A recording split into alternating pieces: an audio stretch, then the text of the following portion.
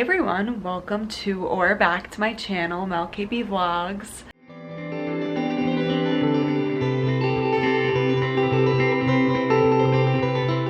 So this will be probably a short little vlog this week because it is Monday right now. On Wednesday, I am getting endometriosis excision surgery, which I explained in another video, but basically I have presumed endometriosis, which they can't diagnose endometriosis until you get this surgery. So we're not actually sure if I have it yet, but basically it's to deal with lots of pain that I have dealt with since I was 14 years old with my periods. Sorry for the TMI, but that's the truth of it. And I'm getting this surgery and I don't even know what it's gonna be like healing from it or the experience. So I have like 2 days until the surgery. I'm gonna bring you along to those and then bring you the morning of the surgery, and then we'll see after. I might literally be feeling awful, so I don't know what I'm gonna be showing you guys, but let's just get this week started. So it is 10:50 a.m. I've gotten ready for the day. My apartment is nice and cozy and clean. I've been working all morning. Oh my god, I'm writing the most fun article for my work right now. If you don't know, I work for a food publication called Tasting Table, and it's just an online publication that is all about food. And I pitched an article to write about the best food and drink to pair with your favorite Christmas movies. So I'm writing that right now, and when I get to write articles like this, I just fly through it. Like, I just wrote 1,600 words in the span of like an hour and a half. And so I'm halfway through. I have about 1,400 words to go, and then I'm going to edit it, pick pictures to match the article, and submit it. So that's kind of what I'm doing this morning, but I'm about to go, whenever I'm at the halfway point, when I'm like really banging out an article, I love to go get a latte. So we're gonna go for a little walk and get a latte and bundle up.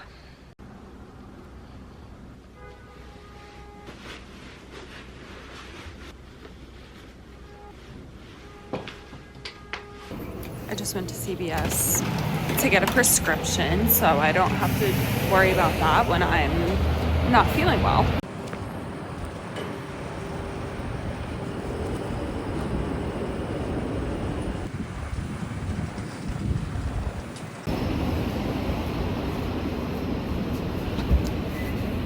That's good.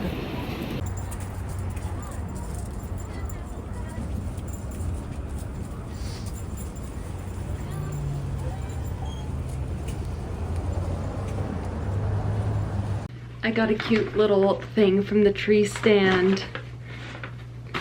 This is like made from actual trees. How cute. I love it so much. I finished writing it. It's 1 o'clock. I'm gonna make lunch and put on Hallmark Channel, of course. I don't know what to have for lunch. I'm like running out of food, but I don't want to order food because I'm gonna be leaving again after my surgery to stay with my parents. So I'm gonna see what I can whip up here. Made a classic Mel dinner. There she is, and I have some work to do for the photographer I work for, and then I'm done for the day, and I have an audition in the morning. Gearing up for that. Good morning, it's Tuesday, so I'm all ready to go to the audition. It's literally 7:20 a.m. However, last night, one of my neighbors, so I have like these windows out here, and you can hear everybody who has windows facing this like courtyard. Somebody was playing guitar and singing until 1 a.m. 1 a.m. I was blaring white noise and still could not sleep because I could like hear, I could feel the vibration like on my pillow of the guitar. So I probably didn't fall asleep until like 1:30 and I woke up at 6 and also woke up with my throat hurting a little, which is concerning because I'm getting surgery tomorrow. Every time I see my niece and nephew, I was with them this weekend, I get sick. Every time. And it's always a cold. I get sore throats really easily. I'm like super sensitive to that. So I'm annoyed and I can't take any like boosting vitamins to help. So let's just keep our fingers crossed. I'm anxious, but it's gonna be okay. I need to warm up my voice and like, it just feels, and of course this audition is not a dance call, it's a singing call. So I need to make sure I can sing.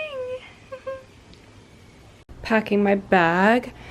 I'm gonna wear these little flats with this dress that is giving Von Trapp.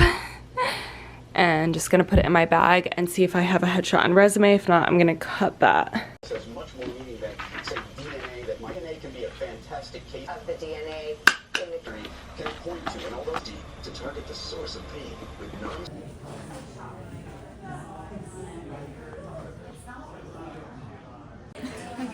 Okay everyone, so we're at this audition and Annika here, she's made a decision. Look at her. Time. Tis time. So it's Friday and I didn't get surgery. I've literally been avoiding like vlogging the rest of this week because I've just been kind of paralyzed. Like, I don't know what is going on. Also, I did get like pretty sick, so let me give you a little rundown. Basically, came home from my audition, really wasn't feeling that hot, just had like a sore throat, did a bunch of stuff.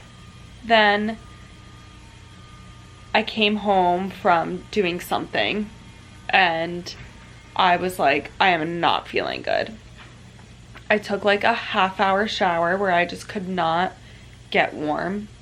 It was crazy. Like, I had goosebumps the whole time with like boiling hot water on me.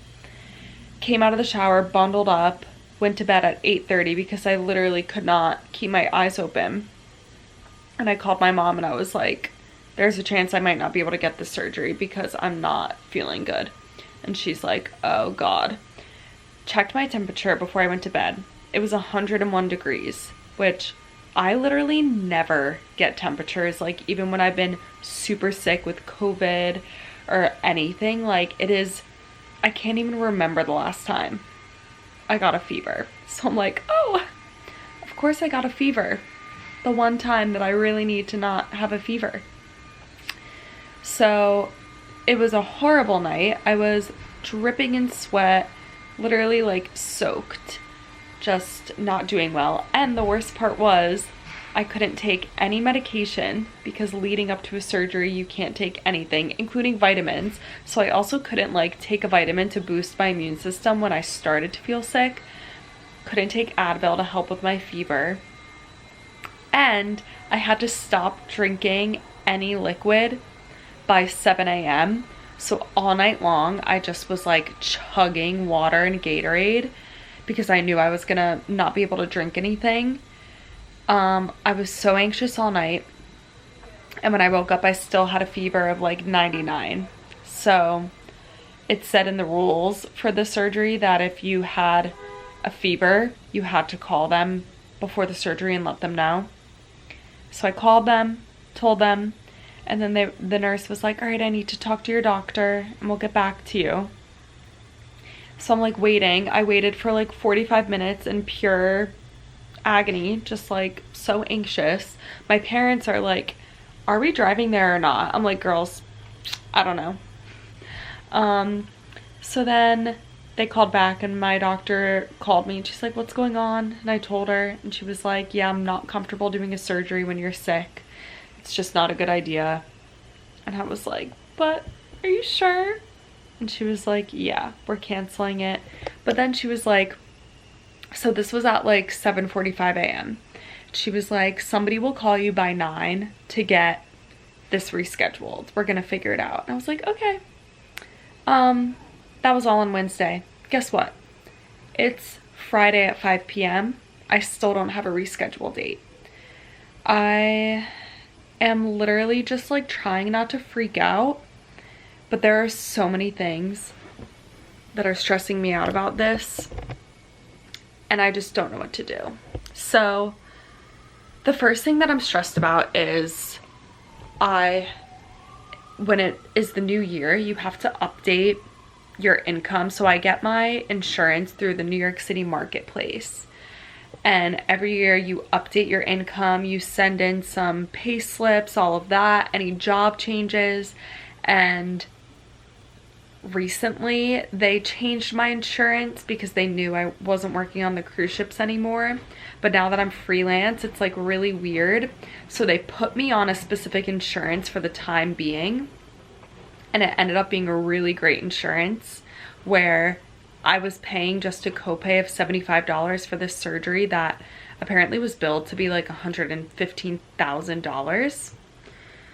And so that was amazing because I could actually like afford to get this surgery done. But they've asked for me to clarify a bunch of my income information for the new year so that they can solidify what insurance I should be on. So there's a chance I could get moved from this current insurance, which could mean I will owe a lot more for the surgery if I can't get it scheduled by the end of this month. If I have to get it scheduled for January, there's a chance I could have to pay $4,000 that I don't have for the surgery. The other thing is, if I can't get it scheduled for this month, I'm just not gonna get it until like the spring at least, because it's audition season and I'm not getting any younger, am I? I can't afford to miss an audition season or just like a chunk of time where there's a lot of auditions happening. I can't afford that. I'm finally back in the city and I'm not missing a moment of this. So I'm gonna have to push it later and later, and it just sucks because this is like the one kind of time that worked. And I also kind of made everything work around it. So like I didn't sign up for voice lessons this entire month because I was like, okay, I'll take off of everything for the month of January because I'm getting this surgery. Like we're just gonna focus on that. So now I'm very much like at a standstill. I like wasn't signing up for auditions for this month, obviously, because I would be healing from surgery. And now I'm sitting here waiting to see if I'll get rescheduled. And I'm like, should I be going to auditions next week? Like, I don't know. I don't know what I should be doing. And you need to sign up a week ahead of time. I'm sorry that this sounds like I'm complaining, but this is just the reality of what is going on, and I'm just really overwhelmed. One of the annoying things was I had no groceries in my apartment because my parents were picking me up, and I would be staying there for almost a week. So I was like, you know what, screw it. I ordered a bunch of groceries, and because I doubt they're gonna get me in by next week, so dealt with that one. And then just like the fact that I was like mentally prepared for this surgery. And this one, if anybody is watching has struggled with endometriosis or issues that are similar, like it is a very emotional thing because like I've struggled with symptoms related to this since I was 14 years old. I've been gaslit by many medical professionals. I finally was like making headway with figuring out what is wrong with me. Like, I have a lot of things that I struggle with on a daily basis that are potentially related to having endometriosis. And I was like, I should have known by today everything. So now that I'm like, I was so excited and ready to know if I have endometriosis, to get it taken out, if I did, to get answers. And now I'm just like, well, okay, I don't know when that's gonna happen again. It just felt, I don't know. And then also the anxiety of surgery, and like the day before I really was like mentally preparing myself, especially like I'm very afraid of needles, all of that. And I was so anxious, and now to like, I'm gonna have to go through that process again for whatever the next surgery date is.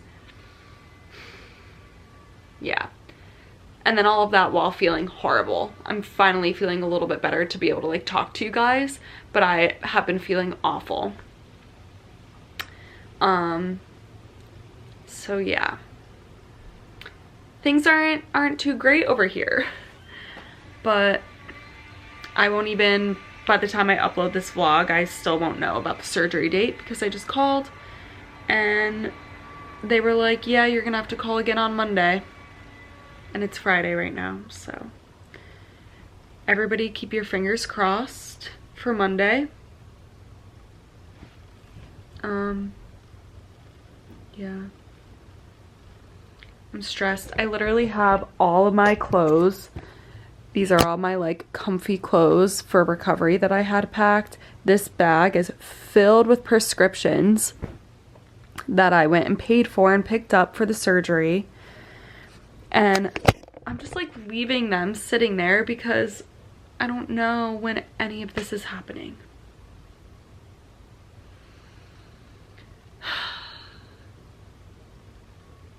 Please just send me good vibes.